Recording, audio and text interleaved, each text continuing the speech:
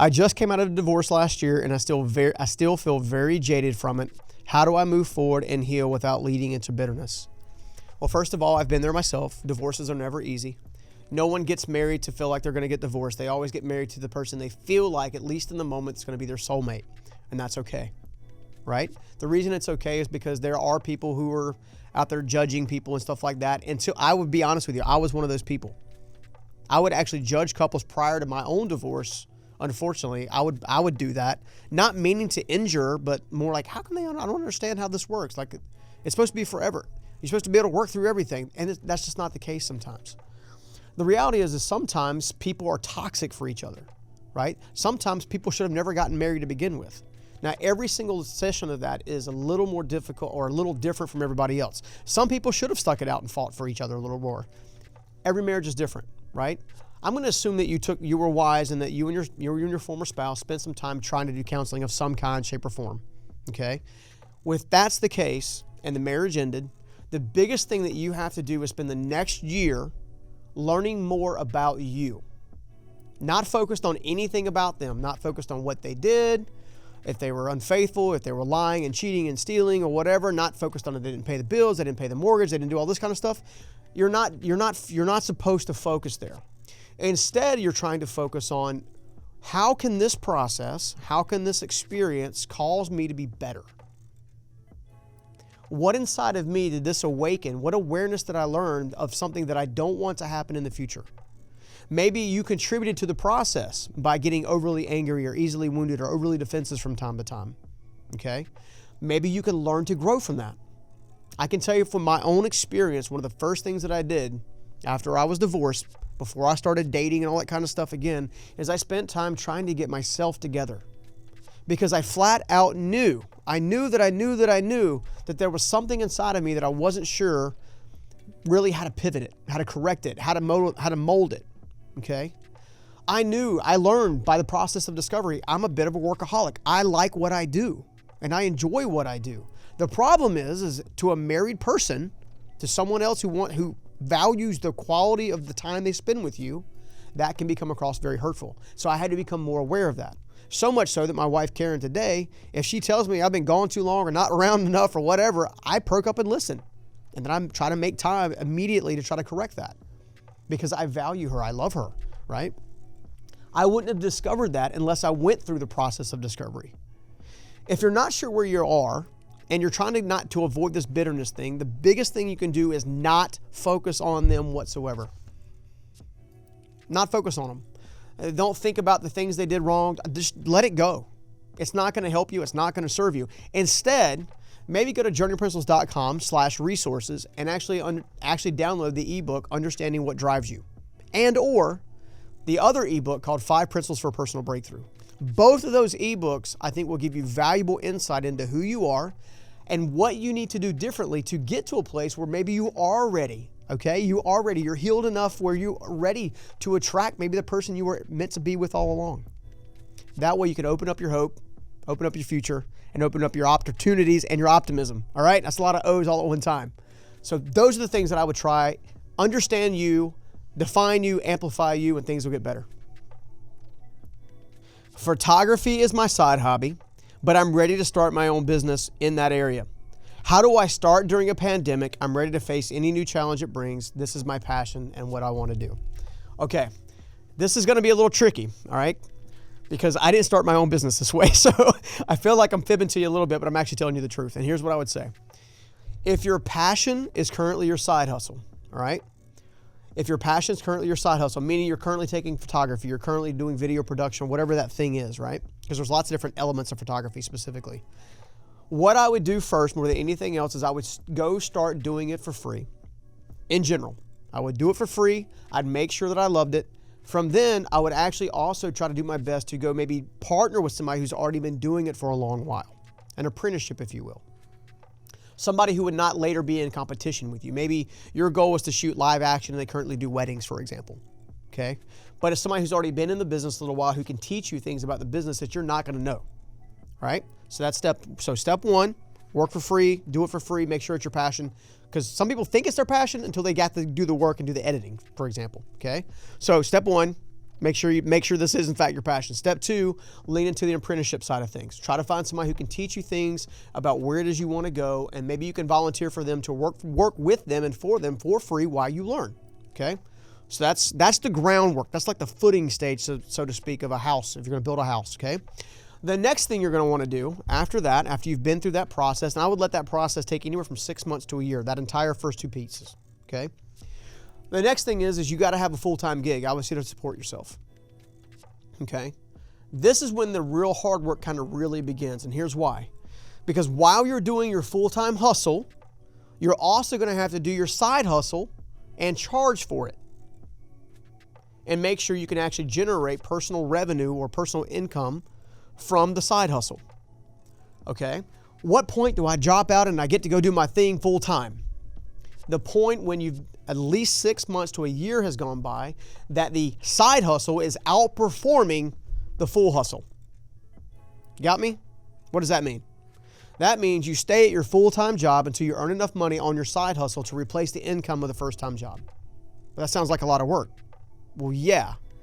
But what you don't want to do, and the reason it's a lot of work, is because you've got to build the credibility and build the income level to sustain yourself, right? You don't want to end up sleeping in a car and outside like I did, just because you were ill-prepared and were unwilling to put in the work and unwilling to plan. If it's truly your passion, you'll stop at nothing to bring it to reality, if it's truly your passion. That process right there will tell you very quickly about how passionate you really are. I'm passionate about changing lives. I will do it for free all day long. Okay? It's important, but even now, I still have other businesses I have to run. I still have other income streams that have to come in. I still have other entities that have to be fledged out and efficiency be built. I'm still not able to go full time in just making videos. And that's okay. That's okay. I can still help as many people making part-time videos as I would if I was doing it full time. It's fine. Okay? I just have to bring the A game when I'm making the videos. Starting your own photography business or business of any kind is the same exact process. One of the biggest mistakes I see future or budding or entrepreneurs make is this. They jump in feet first way too quick.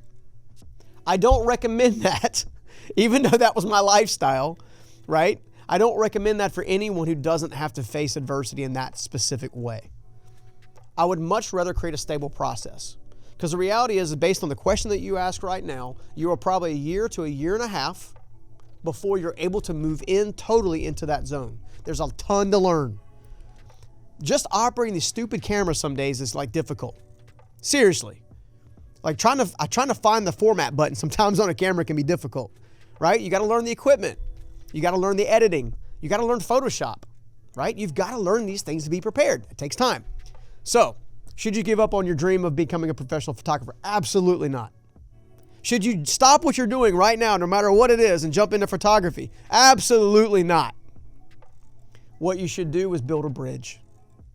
Build a bridge. Build a bridge from the life that you have now to the life you want. Steady, over time, with consistency and work ethic. All right? So, let's recap, because that was a long one. Do it for free. Make sure you love it. Do it for free while you help somebody else who can teach you the business and some of the aspects of it you forgot about or maybe you don't know. Okay, that's number 2. Number 3, have a full-time hustle to support your side hustle, right? Number 4, make sure your side hustle outperforms your full-time hustle and then jump into your full-time side hustle, so to speak. I think that's right. Yeah. Do those things. You'll win at business, you'll win at life, and you'll get to do what you love to do. I hope that helps because it's the only way to do it. How do I find what I'm most passionate about? Because I like so many different things. But I want to narrow it down so I can actually pick a career. Here's the thing. Everybody struggles with that one. Everybody. Everybody's trying to get to the bottom of who am I, why am I here, and what do I do about it? Okay? Someone like myself who is a jack of all trades. In other words, I know a little bit about a lot of things. I mean, everything from construction to running now tech equipment to doing videos and podcasting and all kinds of stuff. Here's what I think. First of all, I don't think you should put so much pressure on yourself to find the thing right this very second. Instead, what I would do is I would focus on just testing out the things that you actually enjoy. What I mean by that is I actually enjoy entrepreneurship. I enjoy startups. I enjoy business. I enjoy developing teams. I enjoy leadership. I don't mind being on camera. For some people, it freaks them out. It doesn't bother me as much, right? I like being on the podcast, and I like doing these other different things, right? Those are things that I like.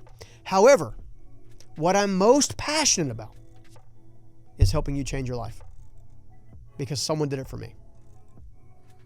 So your passion doesn't necessarily align directly to some of the activities you may face as a professional. Instead, you want the activities in the profession to face towards a passion. Because if you think about it, the list I just gave you, building business, startups, running content companies, things of that nature, all of that are modalities or methodologies to actually do the same thing. Help people transform their lives inside out.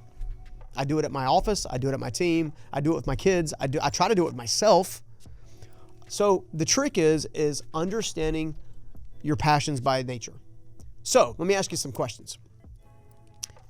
Just pull a piece of paper out, okay? What do you yearn for? What do you yearn for? What are you yearning to bring into your life? What is your heart's call? What types of things do you dream about? What types of things do you focus on and you smile about? What type of situations and environments do you most thrive in? What types of people do you like to mostly connect? What types of hobbies do you love the most? Are you a photographer, a painter, a songwriter, a musician? List out all the things that just light you on fire. From your relationships to your hobbies to all of it. Just list it all out and put it on paper. Now, the next step is to take a highlighter or a pen and begin to circle the commonalities that you see behind each of those areas. The thing that I yearn, the thing that I hope for, the thing I dream about, the hobbies that I love, right? The people that I love hanging out with, the environments I most thrive in. Circle each of those and then do what they call back in preschool, connect the dots, la la la la la, connect. Seriously, take the highlighter areas, the areas that you circled, connect them, and then look and say, what types of professions allow for each of these to come into fruition? For example, a young man that was working at one of my gyms that I used to work out at came up one day and he had basically the same question. I don't understand. I'm currently working at the gym. I love people. I love being here, but I just don't feel like this is my life. This is my calling. Okay, great. We met at a Starbucks, and this is pre-pandemic. We met at a Starbucks, and I began to say, okay, well, tell me the things that you love, dream, hope. And we basically played connect the dots. And here's the top 5 things. He says, I love people. I like helping people find better ways. Okay. I like housing. Housing's fun. I like sales. And I also like making sure communities are being built. We played connect the dots, circled them all up, came up with 3 professions, one of which is becoming a highly paid and professional real estate agent. So what happened? Dude is rocking. It's what happened. He gets up every day on purpose, loves what he does, and he's thriving. He's living out his thriving passion of connecting people, selling stuff, selling properties, legitimately real estate, and he's developing communities because he's putting great quality homeowners in great homes in the great locations. So he's actively playing a role in developing a community atmosphere. Sometimes we downplay some of the main professions that come out of something like this, but you got to take the time to ask yourself great questions. As you ask great questions, you'll get better and better answers. As you get better and better answers, you get better and better clarity. With better and better clarity, you get better and better direction. It's really not that difficult. Just take the time, go back towards the middle of the beginning of the video, and actually take the pen and the pad and pause it as you need. What do I yearn for? What do I dream about? What do I hope for? What are my favorite hobbies? Who do I like hanging out with? What environments and situations do I thrive in? Identify those, highlight the areas that they connect the dots on, ask yourself which professions align with that, and you'll be well on your way to actually operating in your passion in a career that you love on purpose, and you'll never have to work a day again in your life. Hope that helps. All right, I hope you enjoyed the question and answer session for today. If you want your question answered on a future episode or here or on Instagram, go ahead and email me at questions@journeyprinciples.com, and I'll be happy to take the time to answer it the best way possible so you can begin to win in your life. Thanks again for watching.